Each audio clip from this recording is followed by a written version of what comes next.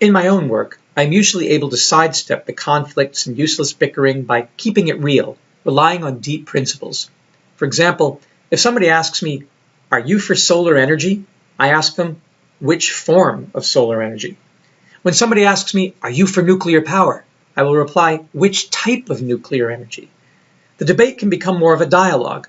Should we use the sun's radiation directly or indirectly? How long should we allow the sun's radiation to accumulate before we use it? Millions of years? Instantaneously?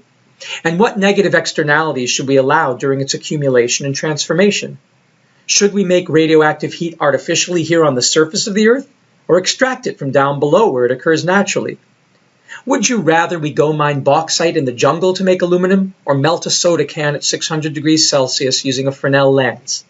And the sun.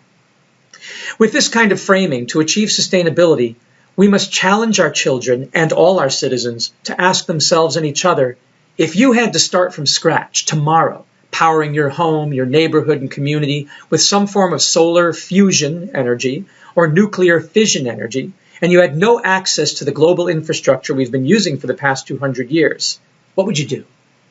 If you were building a society with what we know now, and you knew you couldn't harm anyone in doing so, would you really try to dig and mine and process ancient stored sunlight in the form of hydrocarbons as your first move, and deal with the poisons they produce and the transport and refining that they entail? Would you really try to create and sustain and make safe nuclear reactions in your backyard? Or would you start with the easy transformation of the stored sunlight in organic wastes into reliable clean fuel and fertilizer, and get as much energy as you could out of this ubiquitous and safe-to-use resource first, turning a problem into a solution, and only when all the waste and potential pollution was gone, imagine no more garbage, turn to other forms of energy and fertility? Would you really go and start mining for fertilizer minerals like phosphorus, or for metals, or cut down trees to get wood and paper? Or would you first recycle all the garbage that you have, and only when you used it all up efficiently, then go looking for other sources? You see, it appears that we're doing things backwards, going looking for virgin supplies of resources and depleting them first, creating problems, rather than recycling the materials of life first, and only then, when we find we don't have enough to expand, looking for extra sources. Now, with over 7 billion people in a huge built environment churning out wastes that seem to be choking us, we actually have a great opportunity. Using the principles of biospherics, we should be able to create a closed cycle system fairly easily without mining stuff that took millions of years to create and store, and without reinventing fission and fusion reactions. From where do I draw my confidence in these ideas? From lived experience. I'm optimistic because I've lived completely off-grid through technologies available off the shelf or self-built that I installed myself at the LA Urban Eco Village and around the world. From photovoltaics and hot water heaters and small wind and hydro and biodigesters to indoor compost toilets and tower gardens and urban farming and tilapia ponds. So I have utter confidence that apart from a nuclear, chemical, or biological war, which would destroy the area we live in, or apart from political forces prohibiting me and my family and neighbors from implementing these technologies, we can live very well, regardless of rising and falling economic conditions. The confidence this gives me enables me to then further explore and contribute to larger scale solutions for sectors of society that haven't yet found the right scale solution for their currently unsustainable lifestyle or practices. But not for a minute do I doubt that we can thrive in the coming decades, providing we can avoid the horrors of war or the loss of our freedoms. We have the technologies, and most are rather simple and easy to apply at a local scale. With the help of the right partners and corporate social responsibility to provide endorsement, capital, and outreach, they can scale up and scale out quite nicely. Of course, we don't want to neglect also the supreme importance of conservation and repurpose, reuse, refuse to use, reduce, which is so important, but which has become so ingrained in me as a consequence of the lifestyle that it almost goes without saying to people living sustainably.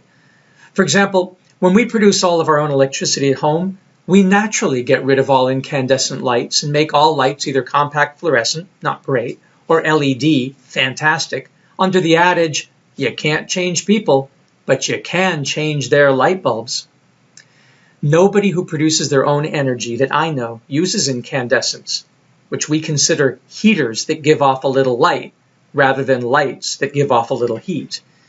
So conservation is just part of the deal. When it comes to food, we don't eat less, we just eat what we produce, and whatever we bring in, we know creates more biogas or fertilizer, so nothing is lost.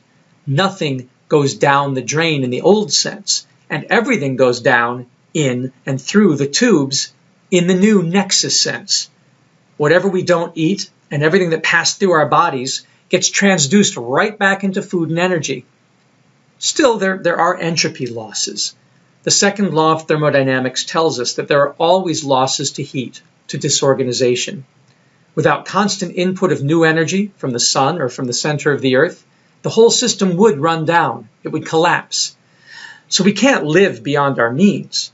But often we don't really know what that means. We don't really know what our means are.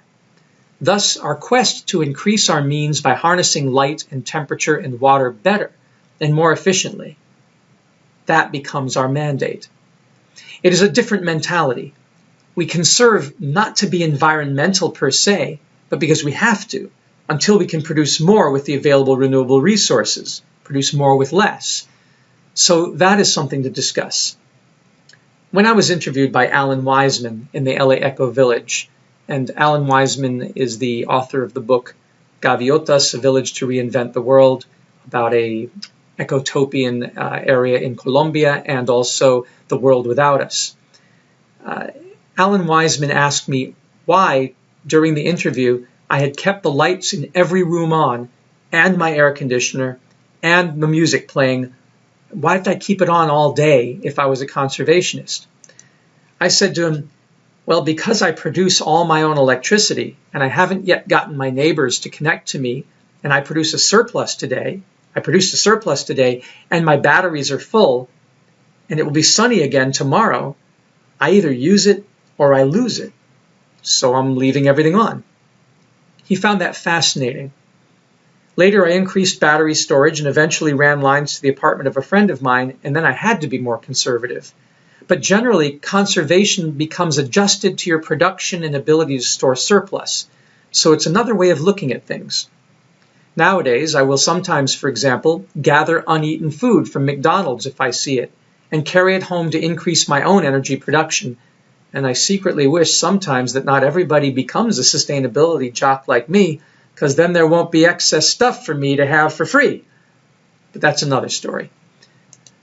Regardless of how you view it, once we reconceive the drain, we will certainly find that the notion of civilization going down the drain isn't such a bad thing after all.